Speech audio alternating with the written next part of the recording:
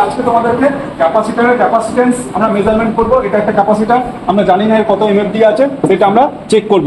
কিভাবে চেক করব না, একটা সার্কিট আমরা ডায়াগ্রাম করেছি, ঠিক আছে। এখানে দেখতে পাচ্ছ একটা সার্কিট ডায়াগ্রাম আছে।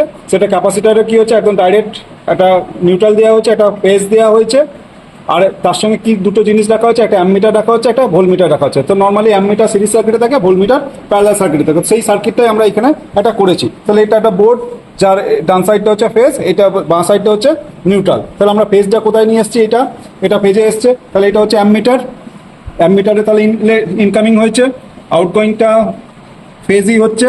তাহলে সেইখান থেকে আমরা কি করেছি, এইখান থেকে কি করেছি, ক্যাপাসিটারে একটা লিডে আমরা দিয়ে দিয়েছি, ঠিক আছে। এবার নিউট্রালটা আমরা দেখে নিই ক্যাপাসিটারে কীভাবে দিচ্ছে। যে নিউট্রালটা এখান থেকে আমরা কি করেছি, এই পার্ট থেকে এখান থেকে ট্যাপ করে আমরা আরেকটা পার্টে দিয়ে দিয়েছি।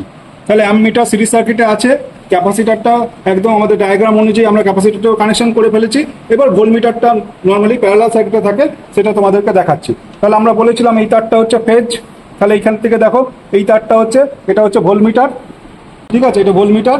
তাহলে ভোল্টমিটারের একটা ফেজ আমি দিয়ে দিয়েছি। তাহলে এই এন্ডটা তাহলে নিউট্রাল হবে। তাহলে এইখান থেকে দেখো এটা নিউট্রাল আসছিল, তাহলে এইটা নিউট্রালটা আমরা দিয়ে দিয়েছি। তাহলে এইটা হচ্ছে আমরা জাস্ট কয়েক সেকেন্ডের জন্য স্টার্ট করব, নিয়ে আমরা রিডিংটা নেবো। আমরা তাহলে নিয়েছি, এটা জাস্ট কয়েক সেকেন্ডের জন্য নিলাম, অফ করে দিলাম, ঠিক আছে। এরপরে হচ্ছে আমরা রিডিংটা পেলাম, সেই রিডিংটা নিয়ে আমরা ক্যালকুলেশন করব।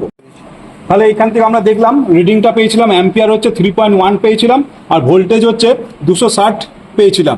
তো আমরা কি হচ্ছে, ইন্ডিয়ান স্ট্যান্ডার্ড হচ্ছে 50 হার্টজ ফ্রিকোয়েন্সি, সেই ফর্মুলাতে আমরা ফেলে এইখান থেকে আমরা 3100 into ampere divided by volt, তো সেই ফর্মুলাতে ফেলে আমরা কি করেছি, 3100 ইন্টু অ্যাম্পিয়ার 3.1 পেয়েছি, সেটা আমরা করেছি ডিভাইডেড বাই 260 ভোল্টেজ।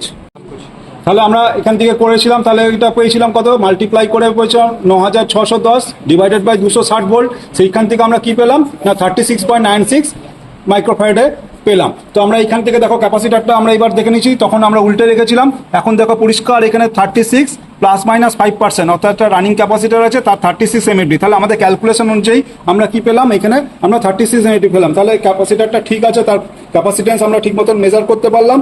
বলে আশা করছি তোমরা বুঝতে পেরেছো।